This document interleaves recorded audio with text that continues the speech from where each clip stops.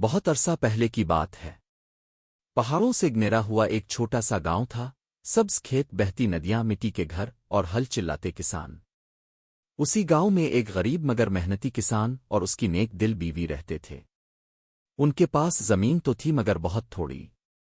وہ دونوں صبح سویرے الفاٹے کر کھیتوں میں کام کرتے، سورج نکلنے سے لے کر شام ڈھلنے تک محنت میں لگے رہتے۔ لیکن ان کی زندگی میں ایک کمی تھی۔ سالوں گزر گئے مگر خدا نے انہیں اولاد نہیں دی۔ ہر رات جب وہ اپنے جھونپڑے کے باہر بیٹھ کر آسمان پر ستارے دیکھتے تو دل سے یہی دعا نکلتی، اے خدا، کاش ہمیں بھی ایک بچہ دے دے، چاہے غریب ہی ہو مگر اپنا ہو۔ ایک رات آسمان پر بادل چھا گئے، بارش زوروں سے برسنے لگی، کڑکڑاہٹ، گرج اور ہوائیں، ہر طرف شور تھا۔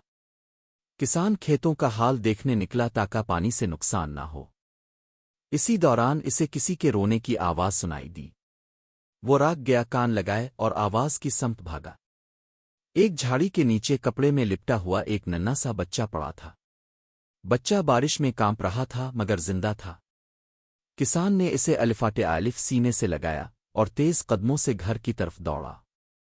گھر پہنچ کر جب اس نے بچے کو بیوی کے حوالے کیا تو وہ حیرت اور خوشی کے ملے جلے جذبات سے رو پڑی۔ یہ ضرور خدا کا کرم ہے، شاید اس نے ہماری دعائیں سن لی ہیں۔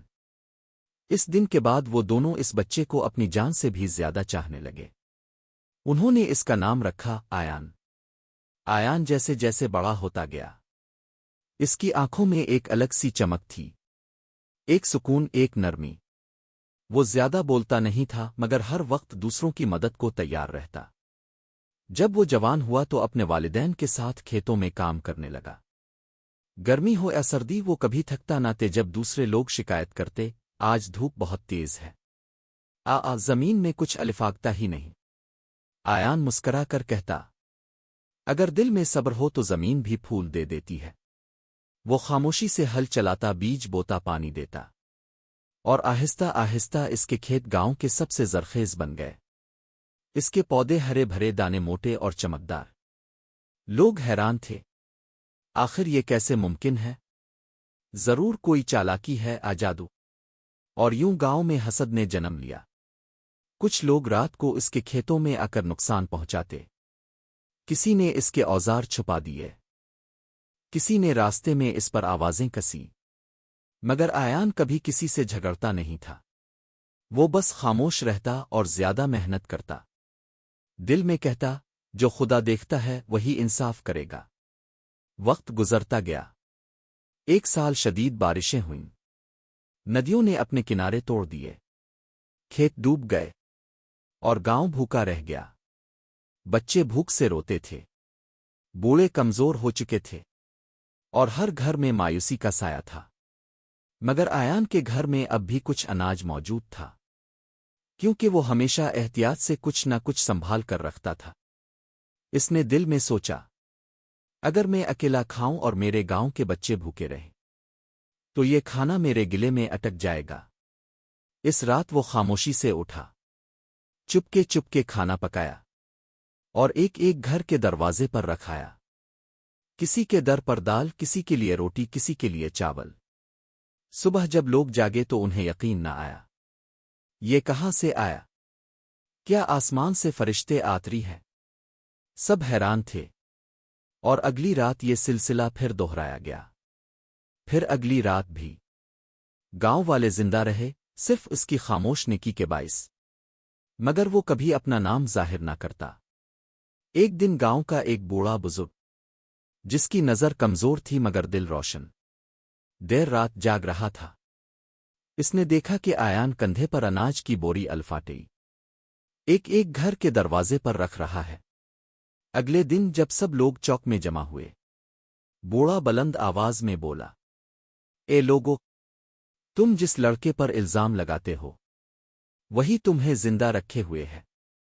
تم نے اس کی فصل رون دی، اس کا دل دکھایا، اور اس نے تمہیں بھوک سے بچایا۔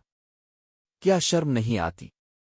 گاؤں پر سناٹا چھا گیا، سب کی آنکھیں نیچی ہو گئیں۔ کچھ لوگ رونے لگے، وہ سب آیان کے گھر کی طرف گئے، اس کے قدموں میں گرے۔ اور معافی مانگی۔ اسی دوران دور سے گھوڑوں کی ٹاپیں سنائی دیں۔ شاہی سپاہی گاؤں میں داخل ہوئے۔ ان کے پاس بادشاہ کا مہر شدہ فرمان تھا۔ سپاہی نے اعلان کیا، سالوں پہلے بادشاہ اور ملکہ کا ایک بیٹا طوفان میں کھو گیا تھا۔ اس کی پہچان اس کے بازو پر ایک خاص نشان سے کی جا سکتی ہے۔ ہمیں اشارہ ملا ہے کہ وہ لڑکا اسی گاؤں میں ہے۔ سپاہی جب آیان کے قریب آئے تو انہوں نے اس کے بازو پر وہی نشان دیکھا، ستارے کے سائے جیسا نشان۔ سب کچھ واضح ہو گیا، وہی بادشاہ کا گمشدہ شہزادہ تھا۔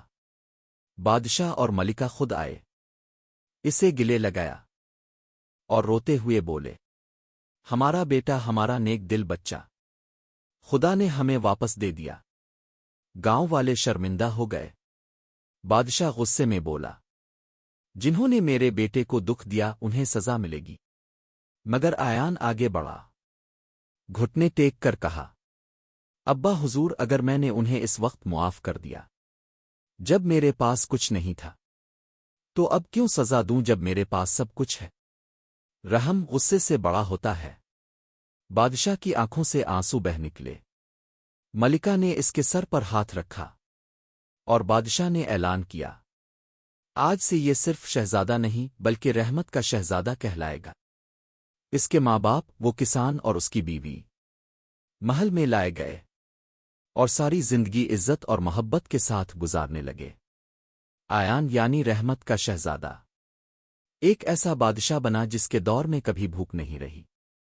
اس کے دربار میں کوئی فقیر خالی ہاتھ واپس نہ جاتا، اور جب لوگ اس سے پوچھتے، شہزادے اپنے اتنا صبر کہاں سے سیکھا، وہ مسکرا کر کہتا، خاموشی وہ دعا ہے جو دل سے نکلتی ہے اور خدا ہمیشہ سنتا ہے۔ یوں اس کی کہانی گاؤں گاؤں پھیل گئی کہ حسد، نفرت اور طوفان عارضی ہوتے ہیں، مگر نیکی اور خاموش محنت ہمیشہ روشنی چھوڑ جاتی ہے۔ سبق: نیکی کبھی ضائع نہیں جاتی۔ خاموش رہ کر محنت کرو، خدا خود بولے گا تمہارے لیے۔